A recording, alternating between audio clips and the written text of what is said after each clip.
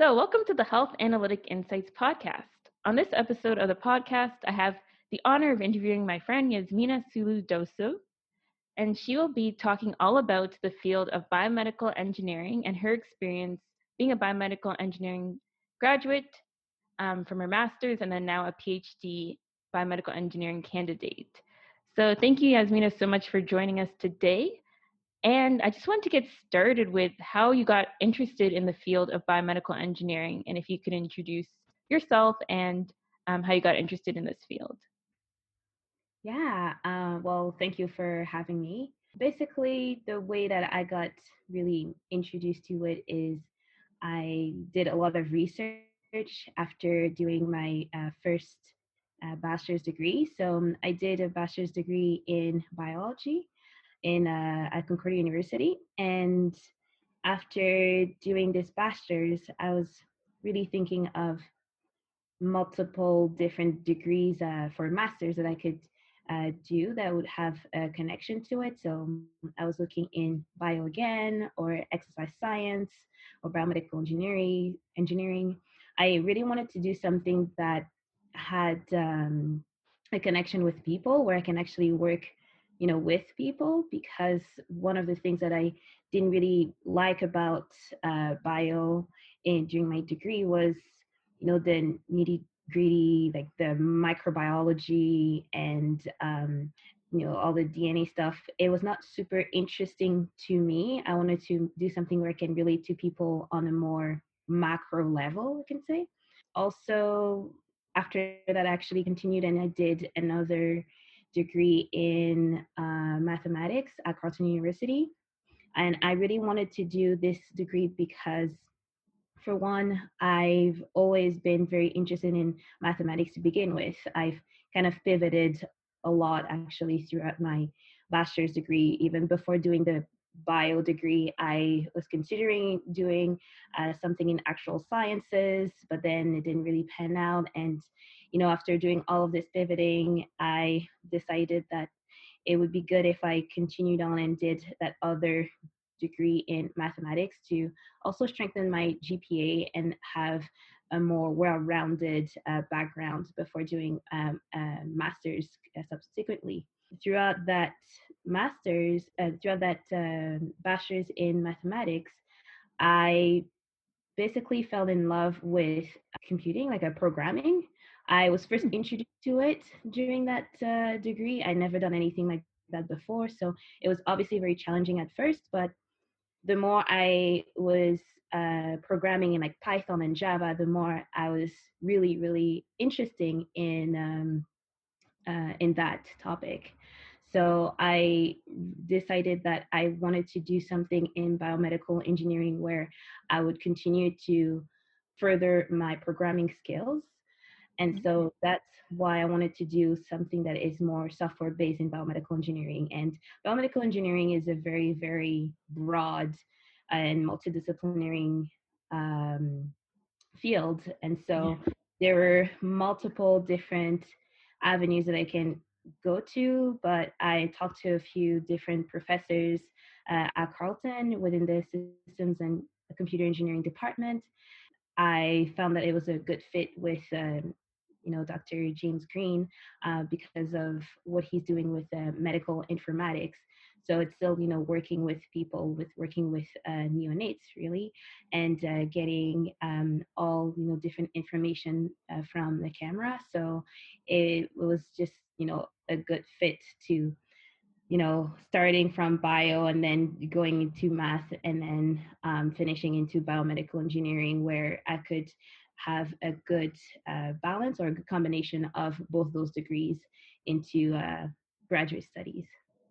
Yeah, I really like that journey. I think that a lot of people go through that. You don't really know right away, what you're passionate about. But I think, as you're saying, you can take different aspects from each field that, resonate with you. So like the biological aspect of it, and then the programming, mathematical aspect, and then, that people aspect of biomedical engineering. So yeah, that's a really interesting journey that you've gone through. And what aspects of, both biology, mathematics, biomedical engineering, what aspects of this really pushed your research project and and really got you interested in your actual research thesis topic? I should actually say what my research topic is. So I am working on creating a non-contact monitoring system for neonates in the neonatal intensive care unit. So basically, with a camera that's placed above the patient, recording a series of video recordings using a depth sensing camera. So it's a camera that can record in color, depth, and near infrared streams. So I'm recording about 6 hours of data per patient, and then after the fact, I analyze those recordings by trying to get some more understanding as to what is going on in the scene. So, for instance, I have multiple different avenues for region of interest detection, trying to detect the face of the patient, the body of the patient. From that point on, trying to get motion detection, so detect when where the face is moving, face tracking, or tracking limb motion. Subsequently, I just want to have a better understanding of what's going on in the scene. So, getting like, let's say, for object detection, detecting if there's like a suitor, if there's a bottle feeding event going on, or any kind of like intervention going on, and all of that is really to assist the clinical staff in patient care. So the one good premise of that is that there's a lot of false alarms going on in the NICU currently, and a lot of those alarms could be detected in a way if we have more context as to why that alarm was triggered. So that's where motion detection paired with detecting the entire body of the patient comes into place, because sometimes when the patient moves the pulse oximeter, that's when an alarm is triggered. So if from the camera you can say that the pulse oximeter is on the right arm and the baby's right arm moved, then it's potentially a false alarm. All in all, with this degree, I think that there is actually a lot that I had to learn within the degree itself, because this is a good combination of machine learning, computer vision, and signal processing. Signal processing specifically also because we are trying to also estimate the vital signs of the patient, so trying to estimate their heart rate from a non-contact way. So all of those different fields or different disciplines, I had to learn a lot of it directly within the thesis. What had prepared me in the past, I would say, from maybe the bio and the math degree is definitely the statistics background. So when working with data, analyzing data, and getting results, you need to find a good way to interpret them and find get a good confidence metric. So especially in my fields where we're not really clinical. So it's not, at the end, the product that I will be developing won't be diagnostic, but it will still help the clinical staff in the hospitals. So it's very important when you build like I can say, like an AI-based system, that you tell also the clinicians, this is what we've created, and we are confident about it with this certain, like 95% confident or something like that. So with my statistics background, it has really helped me to further those analyses, so that it can strengthen a little bit the results really, and strengthen the confidence in the quality of the data and the analysis of those data. Yeah, that makes a lot of sense. And I really like your research because I think it's going to make such a huge impact. I can just imagine like all the alarm fatigue that nurses and other clinical staff go through if, the baby has to be moved to surgery and you just have all these alarms going off and it's like a false positive event. It's not really necessary for all these alarms to be going off if the baby was just moved. So I can really see how like your research can have a huge impact on reducing alarm fatigue and things like that. So no, that's really, really cool. And I totally see how your all the different degrees and the previous experience that you had in your biology and mathematics degrees has now cumulated and really had an effect on your current research. So that's really cool. The next question was, what has been an unexpected skill that you've gained from your PhD program? I know for myself, going through my master's, the amount of organizational skills that I gained was just absolutely through the roof, because I remember I had to balance, being a research assistant and then TAing and also doing research and going through courses is just crazy. And then having like a part-time job. So one of the unexpected skills that I gained was, learning how to wear several hats and have a properly organized planner. So I'm just wondering, what are some unexpected skills that you've gained going through your PhD program? Yeah, absolutely. On that note of organization skills, it's definitely also something that I've picked up a lot. I think I've always been very organized, but I had to now multitask a lot. As you mentioned, you're doing like TAing and you're working and you're doing research and sometimes side projects, and it can become a lot. Mhm. So I did have to amp up also my time management skills, because I tend to be very, very, very last minute.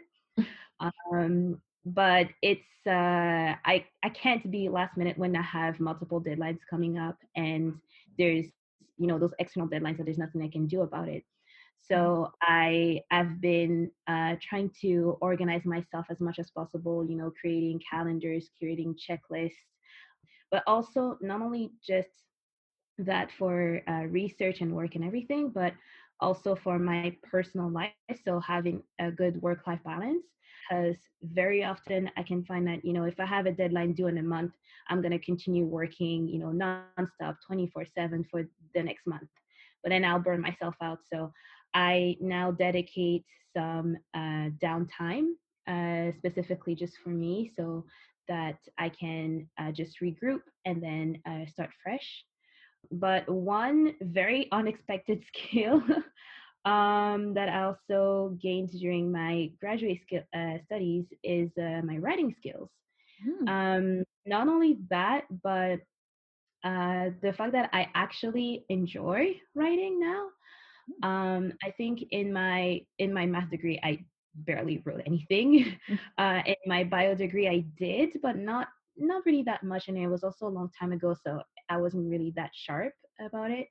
But yeah, I think in my first year master's compared to right now where I am, I've gained an, a significant increase in my writing skills, not only to write good papers, but also to know what a good paper should be like. And I've had the opportunity to review papers as well for multiple conferences. There was one conference also that was actually a part of what I created a symposium with some other of my lab mates for a conference, and we were part of um, I guess the committee to review all those papers and solicit authors. So it's definitely been a good experience for me to write good publications, but also to see what other publications are about, so that I can strengthen mine. Yeah.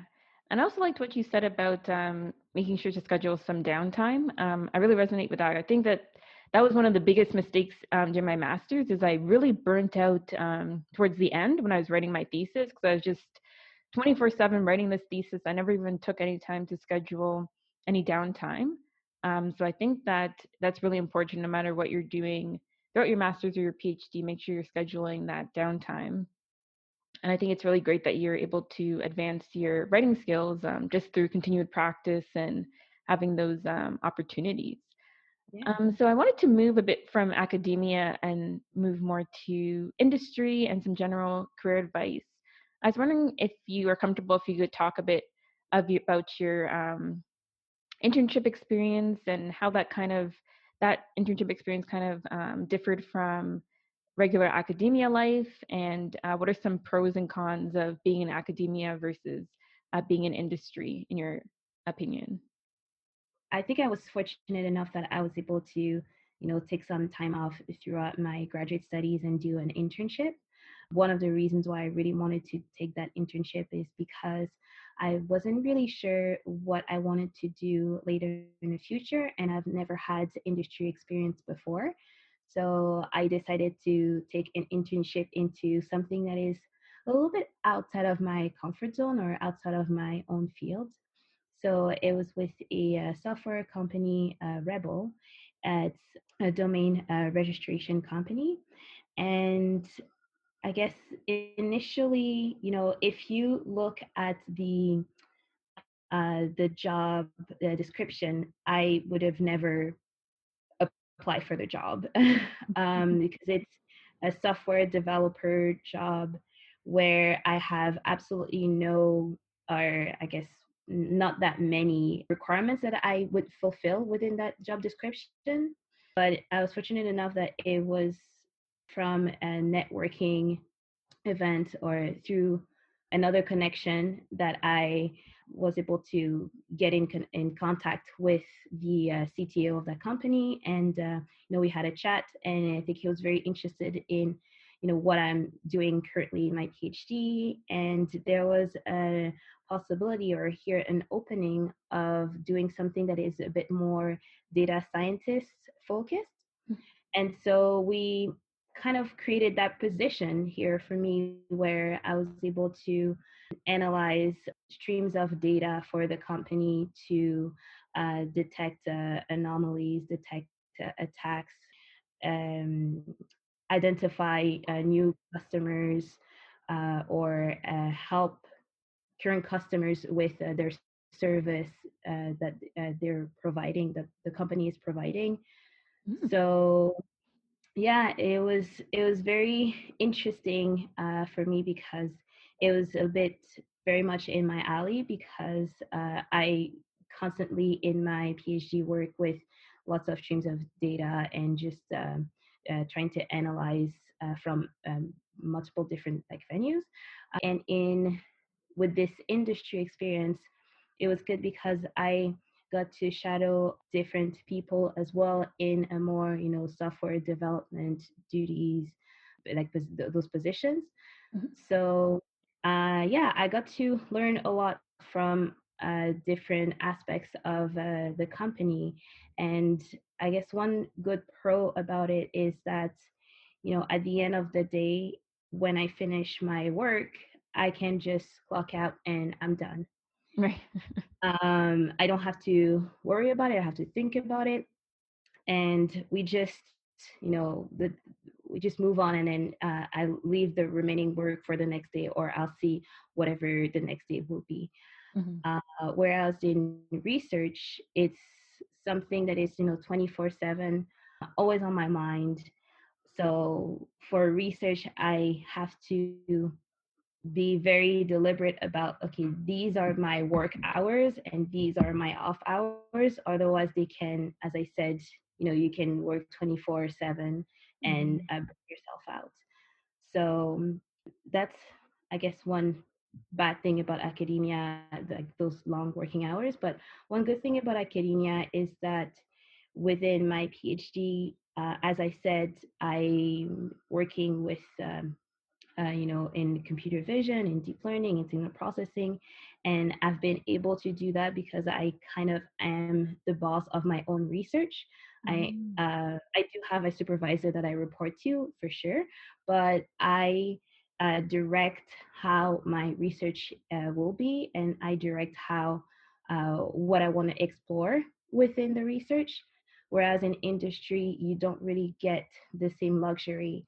It's mostly based on what the company wants, or what the company, if there's a problem currently, they assign you to that project and you have to go along with it. You rarely have the luxury of defining what your own topic or research will be about. So I guess that's one major con, I would say, from industry. But if you know what if you know what job you want to do, where you want to work, and you end up going into a good project, then so be it. Like you have the jackpot, and you don't even have to worry about anything else. Yeah, that's really interesting. I didn't even think about the whole self-directed aspect of being in academia. Like you have the control of being able to decide what projects. Obviously there is, as you said, like you have to do some direction within your supervisor, but you have the control of what you want to measure, what you want to survey. So yeah, Yeah, versus industry, it's more projects are given to you, and you kind of have to focus on that. But yeah, there's definitely pros and cons to both. And I'm just wondering, from the internship experience, did you get a sense of kind of what your dream career could be? Or are you still searching in that aspect? I think I'm always gonna be searching. But no, I do have a better idea in a sense that I think what my ideal career would be, maybe not in the short term, but in the next 5 to 10 years, it would be a good intersection of, I guess, like machine learning slash data scientist Mm. and maybe contract instructor. Oh, So interesting. um, I'm not really, full on into academia or full on into industry. I still enjoy kind of a bit of both, but I Mhm. don't think that in my near future I would want to continue into academia, become a full-time prof and have a faculty position in something like that. I Again, we don't really know what the future has in store for me, but as of right now, I think I would want to give it a pause into academia, but Mhm. I would be very interested in doing a contract instructor because I really love to teach. But that being said, I would love to teach on a bit less regular basis. Yeah, doing a little bit of both would be, I guess, an ideal future career. And as I said, in the next maybe 5 to 10 years, that would be something that I would want to do. But in the nearest future, I Mhm. think I would want to focus into industry and yeah, just try and get to do as much as possible to use my all of those skill sets that I've acquired to apply them into a real world problem or other problems. And doesn't necessarily have to be again within a medical field or within medical field. It can really branch out to other ones. But yeah, I think I would definitely want to continue a little bit more in industry in the nearest future. Yeah, it's really great. And I think that there's this kind of misconception that when you're 17, you have to know exactly what you want to do. You have to know exactly what you want to go to school for, and then immediately get this career that's supposed to be focused on your degree. And I think that from my own experience, my master's was really helpful for me because it got me interested in the clinical field. And then my first job, it really got me interested in the data analytics field.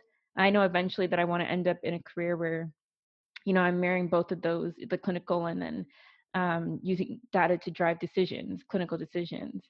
But I think that a lot of people who I've talked to, each experience has kind of shaped what they eventually want their career to, their long-term career goals to pan out. If you want to be a doctor or, a teacher, those specific careers, like obviously you have a straight path, but most people I've talked to, they've experienced things, done an internship, done co-ops, done jobs in different industries, and then eventually they found 20 Yeah. 30 years later their dream career. But I don't think it's as straight line as most people kind of expect it to be.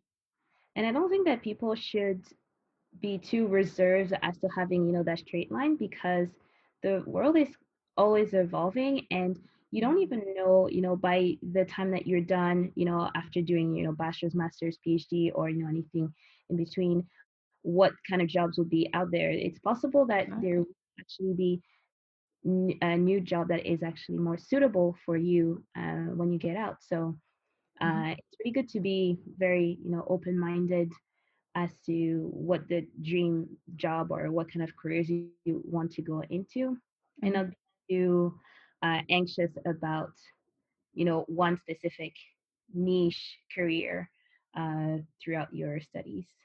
Exactly. Every day my nephew tells me he wants to be a YouTuber, and that did not exist Right. 10 years ago. So we have no idea, what are the jobs that exist.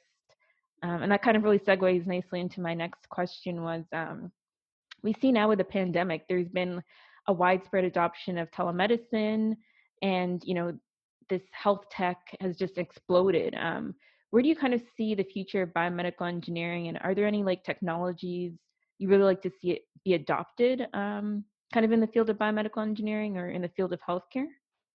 Yeah, that's a good question. Yeah, as you mentioned with the telemedicine, it has definitely been more prominent in those current days. And I think it's, I guess, in a good, it's an advantage for us. This definitely for the biomedical field, because there are a lot of third world countries where it they rely solely or mostly on telemedicine. And now that we are evolving a little bit more with those technologies, it is very more beneficial for those technologies to further along. I would definitely see the future of biomedical engineering to be a bit more collaborative, Mm-hmm. because, as I mentioned as well, biomed is such a broad field that you can't really be niche into one specific aspect. There's bound to be some collaborations with other fields, and so it's kind of hard to talk about all of what biomed is, because right Mm-hmm. now I'm working more on, I guess, software based, deep learning based and computer vision based aspects of biomedical engineering. And that being said, we do collaborate a lot, or we try to collaborate a lot with like more AI researchers to get, I guess, those models, to expand those models as much as we can, and then apply it into the medical field. Because once you have I guess, an AI model, it can be used in multiple different fields. It doesn't have to be with just, you know, um, automated vehicles, or with camera surveillance at airports. All of those technologies that are being done right now, or that are being developed, can be used in a medical field as well. And that's one important thing, is that sometimes those technologies, we don't really have the ground truth data to work with it, because in medical fields we do have a big stream of data, but it does take time to annotate. We do need to have specialists in the field to annotate those data. We do need help with doctors and the clinical staff to give us a ground truth, so that we can build all those models. So that being said, we do need to have more and more collaborations with clinical staff and specialists in medical fields Mm-hmm. to help with those models. Hope Yeah, that answers the question. no, no, absolutely. And I think that can be, I think, one of the issues with some of these AI models that are used in healthcare, like the lack of explainability. And I think that we definitely need to always be incorporating the feedback of clinicians, having that collaborative aspect if we want to kind of have these machine learning algorithms in diagnostic tools. So I think that we can't really exist in silos. I don't think we can just have Google or Amazon just building all these healthcare algorithms without collaboration and feedback from clinical staff and people who are on the ground actually using these tools. Yeah. And so this has been such a great discussion. I really appreciate you taking the time to talk to me. And my last question was, what advice would you give to biomedical engineering students just starting out or thinking about doing a degree or their master's or PhD in biomedical engineering? Yeah, that's a good question. I think for anyone who's interested, I would say definitely, look up all of those different topics or different subfields within biomedical engineering so that you will know, what interests you the most. And then from that point on, just try and see, in talk to professors, talk with them to see, what current research they're doing, what potential research you will be working in as your thesis as well, but also to talk to them about their own experience because a lot of them, they've, stepped out of academia, gone into industry, and then came back. And for a lot of them, it was, I guess, a shaping way of coming back into their current faculty position. And it can give you an idea of, for one, what you could potentially do in the future in terms of, that industry aspect. But it also helps for you to know, I guess, a little bit more about the field and what the field has to offer. Mhm. So, yeah, I think I would definitely say mostly that, try and do your research on all of those topics as much as possible, but also be very open minded. Like I said before, the field is constantly evolving. And so there's multiple different jobs that can come out of it after. And don't restrict yourself too much based on your background because there's a lot of people even in my lab currently that they do not come from a biomedical engineering field. A lot of them come from bio like me or mathematics or nanotech, and very very multidisciplinary. So don't discourage yourself if you're not exactly from biomed specific background. You are still an asset coming actually from a different background, so you can bring another outlook on things. And yeah, don't be discouraged because it will be hard, but it will be worth it in the end. Yeah, I can definitely attest to that. It's not easy, but it's worth it in the end, and you get to meet people from different backgrounds. I think I met so many people from different backgrounds, not just pure biomedical engineering, did my master's. And yeah, they gave you you got such a different perspective and a collaborative outlook on the field. So yeah, I definitely say don't let imposter syndrome stop you from starting in this field if you're really passionate about it. Yeah, the imposter syndrome actually will always, I think I can say that openly, that it will always hit you. Mm-hmm. I think it has hit everyone at some point in their graduate studies. Mm-hmm. And you should not feel discouraged when you do feel that imposter syndrome, because if anything, it it tells you that you care, and that's why you feel like you are not performing as well or anything. But continue on, talk to your supervisor, talk to your peers. Your peers are sometimes one of your stronger support system because you all go through the same process, and so you can very much rely on one another and help each other. So yeah, don't be discouraged. So you'll be fine. Okay, great. Thank you so much, Yasmina. And hope you have a wonderful rest of the day. Perfect. Well, thank you for having me.